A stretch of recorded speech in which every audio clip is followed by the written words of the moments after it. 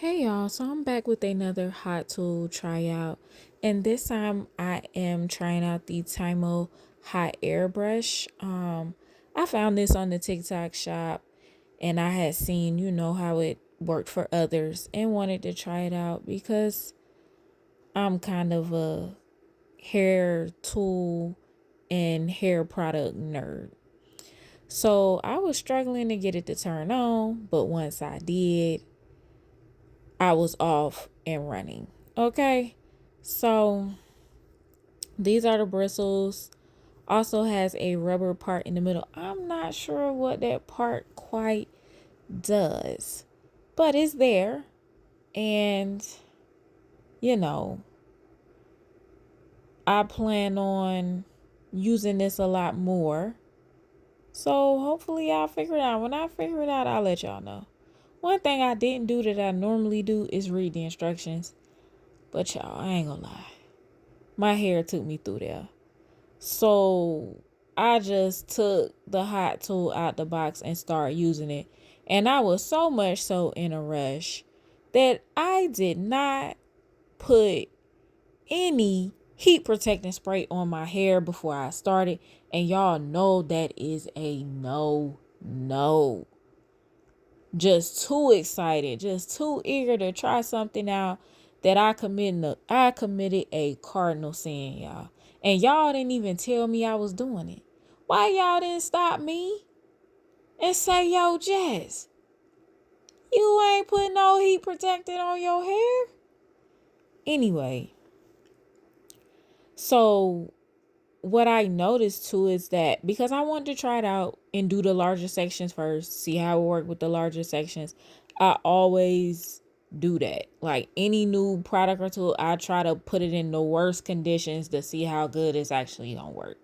So I did not detangle my hair either, which I feel like I'm gonna get the best results from this with a smaller section and some detangling. I'll say mild detangling because it was able to cut through the thickness of my hair pretty well. And each large section only took about 4 minutes. So, as y'all can tell, the video is only 9 minutes long. I did two sections on camera. There you go. Each section took about 4 minutes, which obviously is a cut down in time from previous blow dryers that I've used where I've been about 7 minutes a section.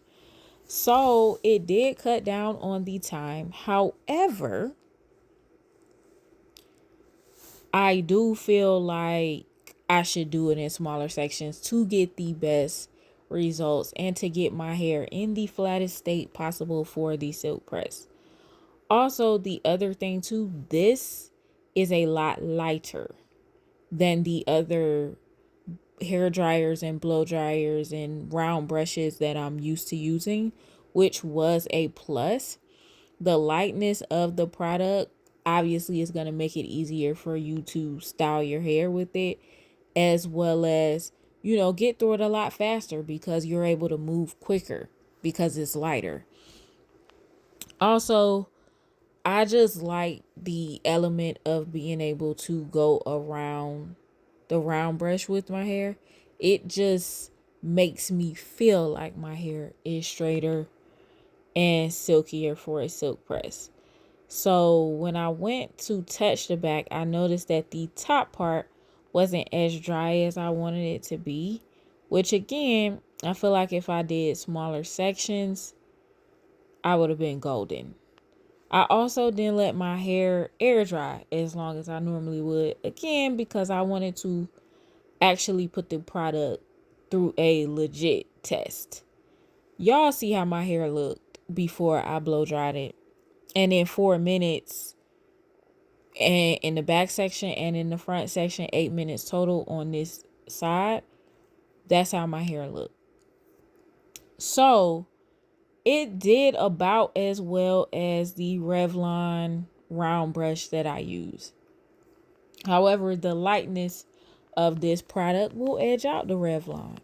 However, I'm not getting rid of my Revlon round brush or my Revlon paddle brush. because honestly, you never know when a hot tool is going to break down or cause problems, or when you just need to switch it up and use something else.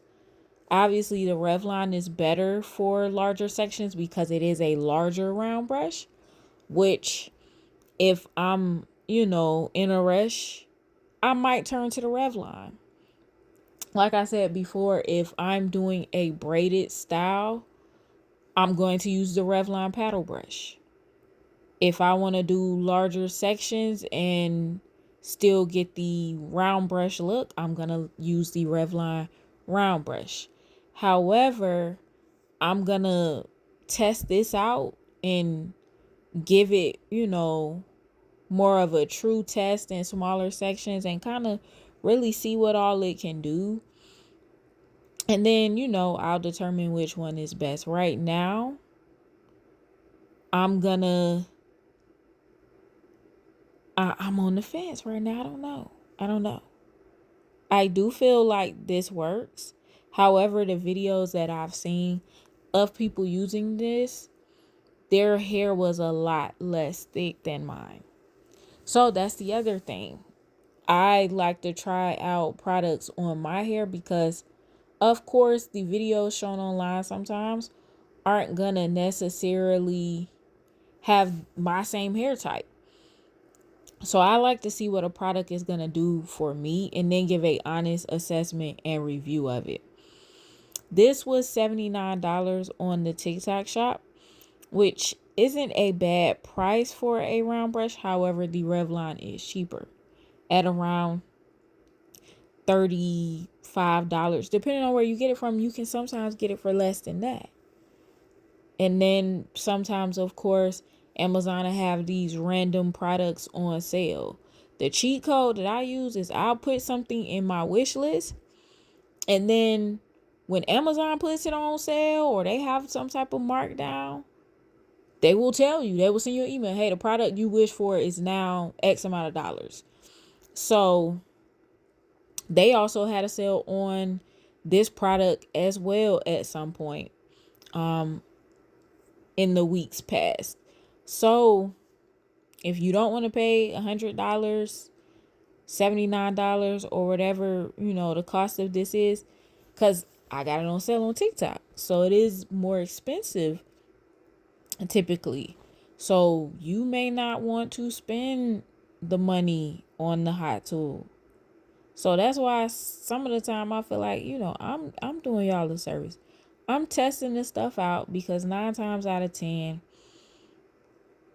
I'm always looking for a better product to use to make this process easier for me, because I got a lot of hair and it can be very unruly sometimes and time consuming and just overall just a part-time job. So anything that I can find that can make it easier, I'm willing to test it out and see. However, I'm not going to break down and get that Rev Air. I'm just not. $400? Nah. Y'all gonna have to have a nasty sale for me to break down and get that. Now, I'll do the little $79, little $80, $35 here. I paid a lot for my Croc infrared. Got that on sale too. However, I ain't had to buy one in years. And I'm talking 5+ years. I've had that Croc infrared. But has it been that long? I think it has been that long. So this is how much hair was left over after using the round brush. Again, reminder, I did not detangle my hair, so I feel like this wasn't a lot of hair pulled out in the process. Y'all let me know what y'all think. Bye, y'all.